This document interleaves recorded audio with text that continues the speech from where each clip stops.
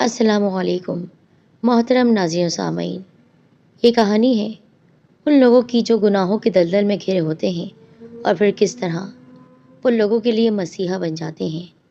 یہ کہانی ہے اس شخص کی جس نے ایک طوائف ذاتی کو اپنی بیوی بنا لیا، پر کیسے؟ چلے بڑھتے ہیں، آج کی یہ کہانی سنتے ہیں۔ اس سے پہلے ہمارے چینل سیدہ وائس کو سبسکرائب کر دیجیے اور ساتھ ہی اس کے بیل آئیکن کو پریس کیا کریں۔ بہت مشکور ہوں آپ سب کی، آپ ہماری کہانیوں کو سنتے ہیں، ہمیں سراہتے ہیں اور شیئر بھی کرتے ہیں۔ میں اپنی داستان اس طرح شروع نہیں کروں گی جس طرح داستانیں شروع ہوتی ہیں کہ اپنا بیک گراؤنڈ بتاؤں اور یہ بتاؤں کہ میں نے یہ کام کب سے شروع کیا۔ بس اتنا سمجھ لیں کہ میں لڑکیاں سپلائی کرتی ہوں، آپ اس کو اپنے انداز سے کچھ بھی کہہ لیں، لیکن میرا کام ہی یہی تھا۔ ہاں، میں نے اس میں بھی وقار اور رتبے کا خیال رکھا تھا۔ میری کوٹھی کے دروازے ہر ایک کے لیے کھلے نہیں ہوتے تھے، خاص لوگوں کی رسائی تھی۔ ان خاص لوگوں میں آپ سمجھ سکتے ہوں گے کہ کیسے لوگ ہوں گے، پیسے والے، بزنس مین، سرکاری آفیسرز، بڑے بڑے عہدوں پر فائز۔ ایسے لوگوں کے ہوتے ہوئے کسی کی مجال تھی بھلا کہ وہ میرے راستے میں آنے کی کوشش کرتا؟ اس لیے میں بڑے دھڑلے سے اپنا کام کیے جا رہی تھی۔ میرے پاس ہر وقت خوبصورت ترین لڑکیاں رہا کرتی تھیں جو باتیں کرنا جانتی تھیں، جن کی ادائیں ہوش اڑا دیا کرتی، جن کی آوازوں میں خفگی ہوا کرتی، جو حاضر جواب اور عقل مند تھیں۔ ایک بار ہمارے ایک پرانے کرم فرما ایک نوجوان کو لے کر آئے۔ بکھرے بالوں اور کھوئی آنکھوں والا وہ نوجوان بہت دلکش شخصیت کا تھا۔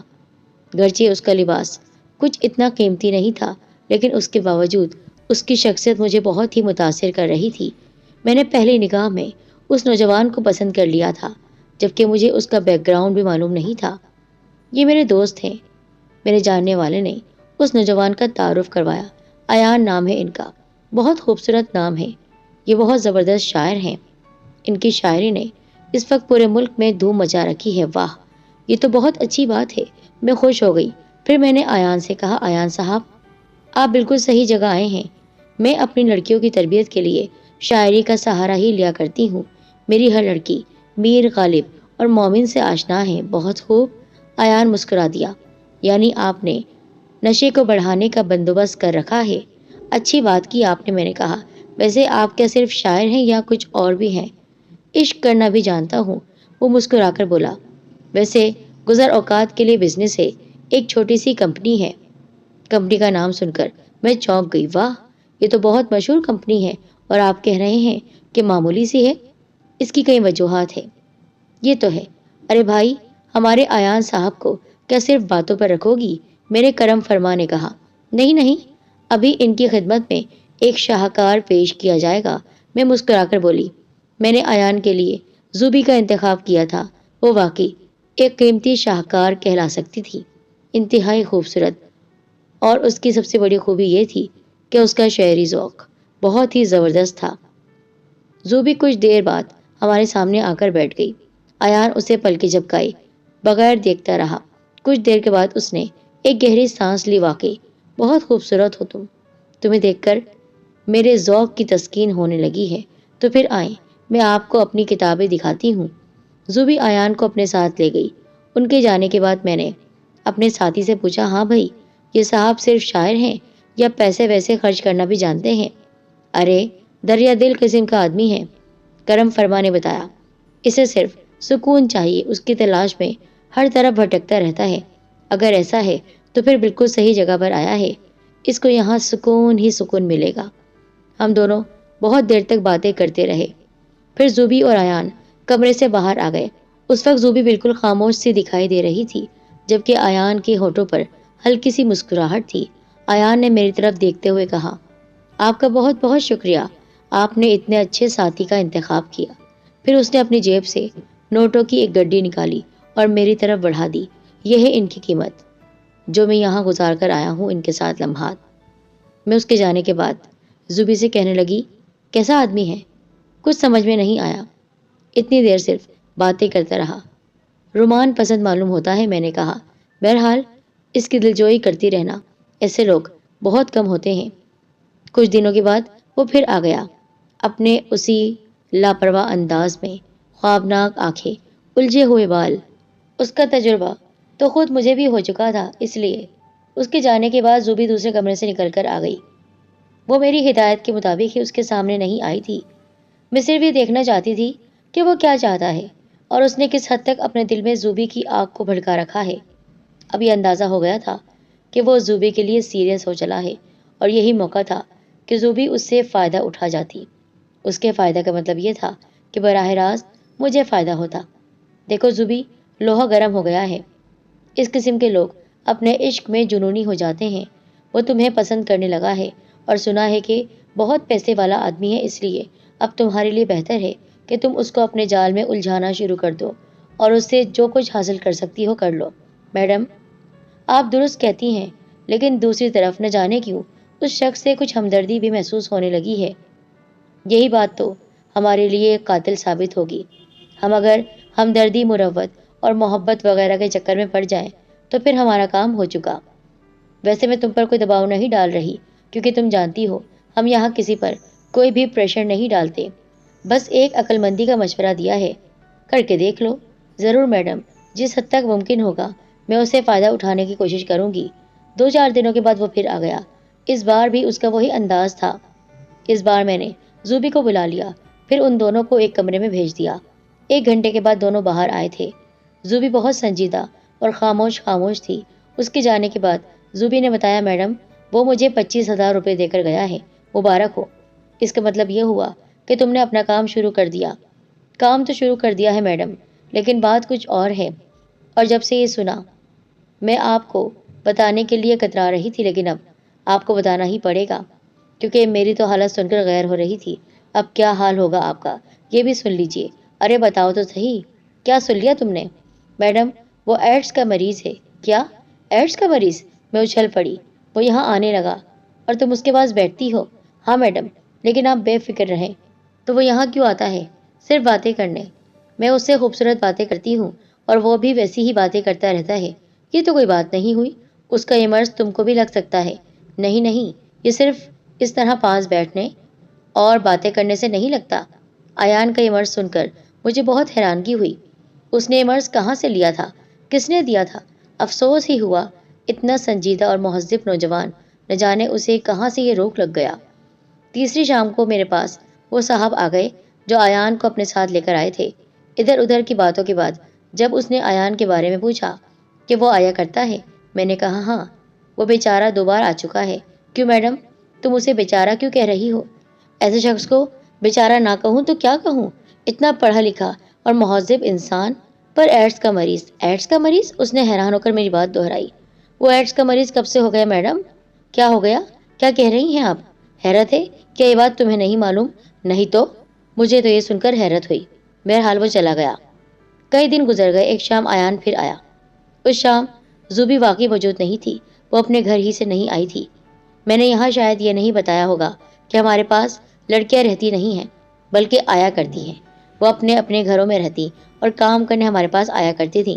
ہمارے پاس 2 قسم کے کام تھے، ایک تو وہی جس کے بارے میں آپ جان چکے ہیں، یعنی ہمارے اس ٹھکانے پر شریف زادیاں، طوائف زادیاں بن جاتی تھیں۔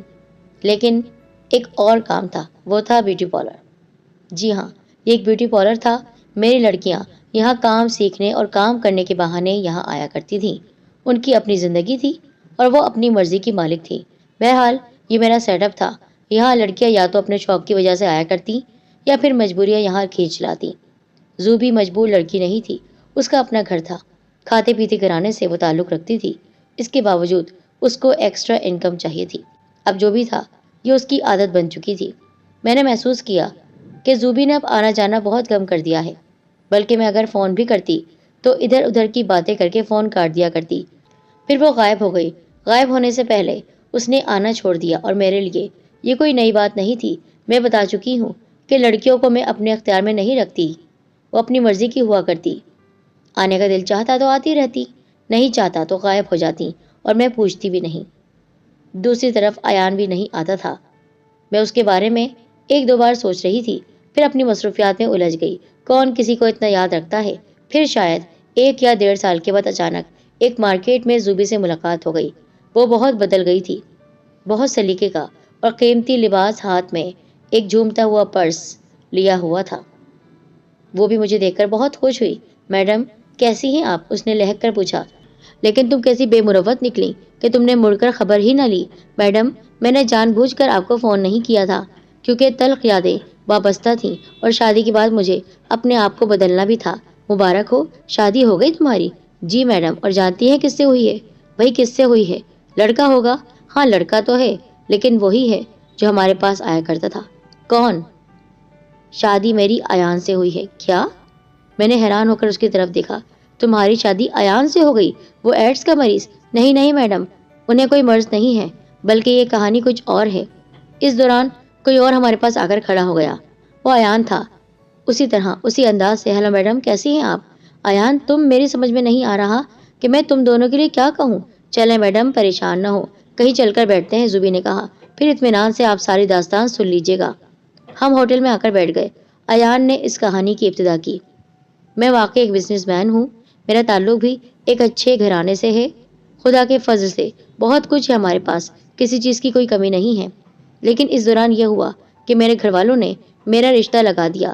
یہ ڈیڈی کے ایک دوست کا گھرانہ تھا۔ اس کہانی کو سنانے سے پہلے ایک اور داستان سنانا ضروری سمجھتا ہوں۔ اتنا کہہ کر ایان خاموش ہو گیا، جیسے وہ سوچ رہا ہو کہ کہانی کس طرح شروع کرے۔ پھر اس نے کہا، میڈم یہ کہانی میرے گناہوں کی ہے۔ میں ایک بھٹکا ہوا انسان تھا۔ چونکہ باپ کے پاس دولت تھی اور دولت ختم کرنے میں سب سے اہم کردار ادا کرتی ہے انسان کو، دولت خراب کرنے میں سب سے اہم کردار ادا کرتی ہے، اس لیے میں جی بھر کے خراب ہو چلا تھا۔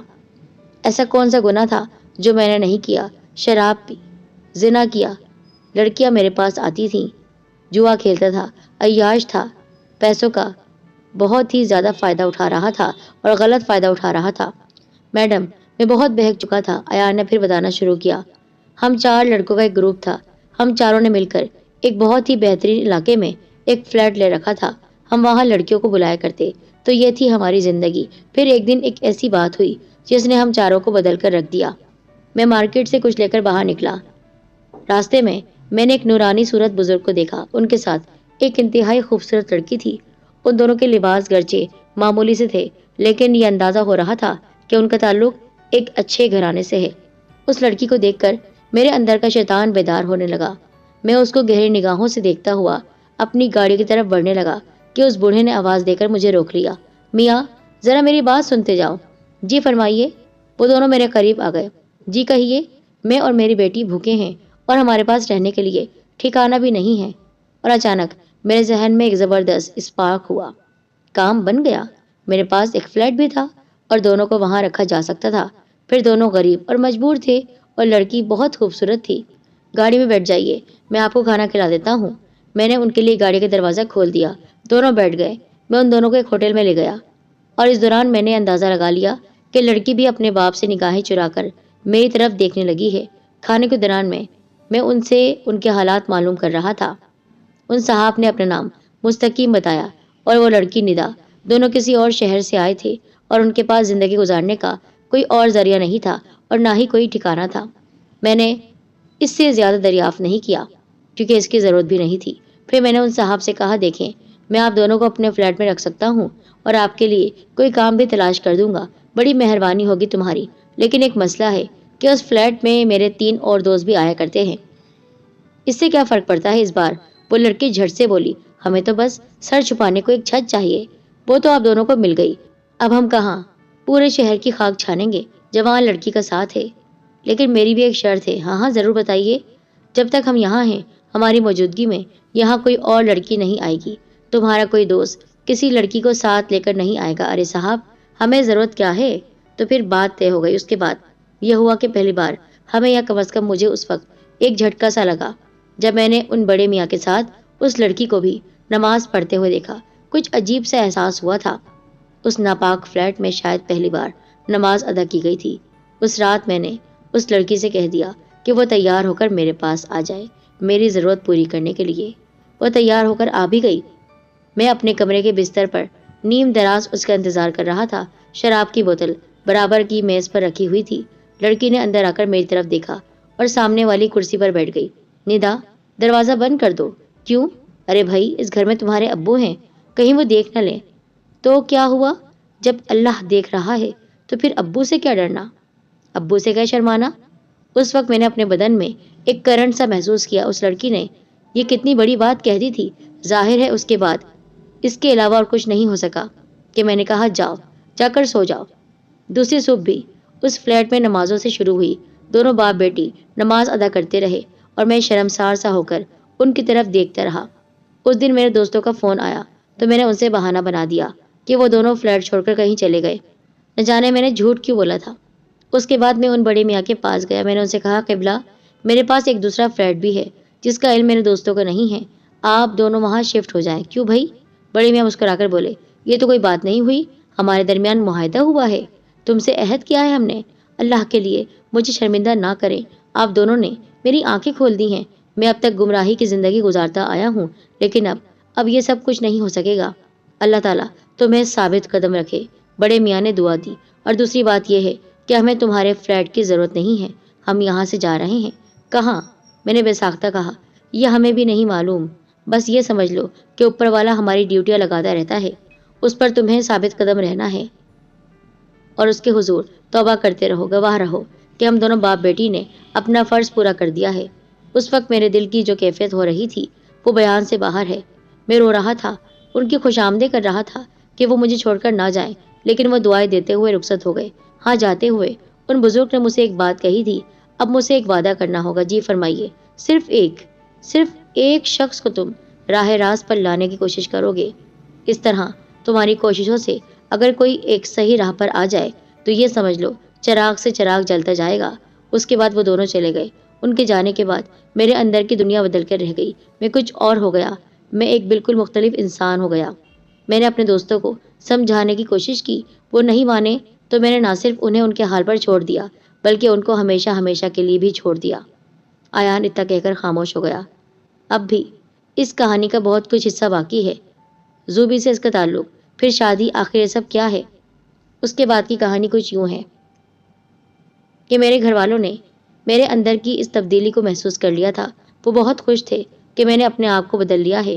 پھر میرے رشتے کی بات شروع ہوئی، اور میڈم آپ جانتی ہیں کہ کس سے؟ ان محترمہ سے۔ اس نے زوبی کی طرف اشارہ کیا۔ جی ہاں، مجھ سے۔ زوبی بھی بول پڑی، لیکن میں شادی سے کترا رہی تھی کیونکہ میں تو ایک دوسری راہ پر چل پڑی تھی، گناہ کے دلدل میں پھنسی ہوئی تھی، اپنے شوق کے لیے نوجوانوں کا شکار، اپنے جسم کو بیچنا اور آپ کے پاس آنا جانا۔ اور زوبی کے بارے میں یہ سب مجھے پتہ چل گیا تھا، ایان نے کہا۔ میں یہ سب جان کر دنگ رہ گیا کہ میری ہونے والی بیوی اور اتنی آوارہ۔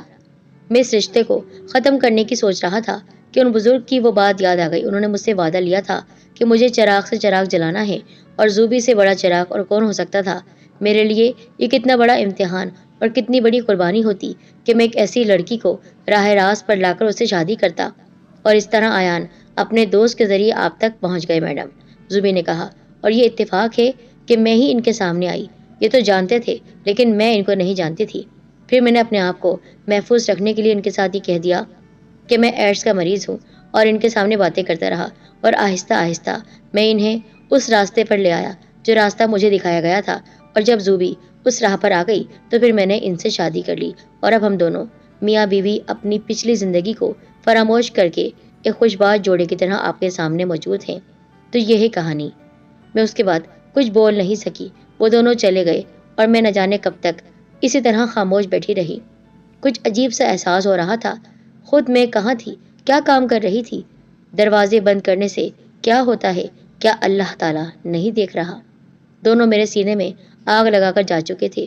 اس آگ نے مجھے کہیں چین نہیں لینے دیا۔ کیا میرے گناہ معاف ہو سکتے تھے؟ جس راستے پر میں چل رہی تھی، کیا میں ایان اور زوبی کے راستے پر آ سکتی تھی؟ میں نے کوشش کی، میں نے اپنا کام بند کر دیا، اپنے گاہکوں سے کہہ دیا کہ وہ اپنا آیا کریں، لڑکیوں کو منع کر دیا۔ جو بیوٹی پارلر چلا رہی تھی حرام کمائی سے، اسے فروخت کر دیا۔ میں اب خود کو تبدیل کر چکی ہوں، فیصلہ کر چکی ہوں کہ مجھے بھی چراغ سے چراغ جلانا ہے۔ ایک دن اچانک زوبی کا فون آیا۔ اس نے کہا، میڈم میں نے آپ کو مبارکباد دینے کے لیے فون کیا ہے۔ کس بات کی مبارکباد؟ مجھے سب معلوم ہو گیا ہے کہ آپ نے اپنا کاروبار ختم کر دیا ہے۔ ہاں، تم نے ٹھیک سنا، اور اس بات کے لیے مجھ سے زیادہ مبارکباد کے حقدار تم ہو۔ وہ کیوں؟ اس لیے کہ میں نے تمہاری باتیں سن کر، تمہارے موجودہ کردار کو دیکھتے ہوئے یہ فیصلہ کیا ہے یہی تو بات ہے، وہ خوش ہو کر بولی، اور اس میں میرا ساتھ دیا ہے ایان نے۔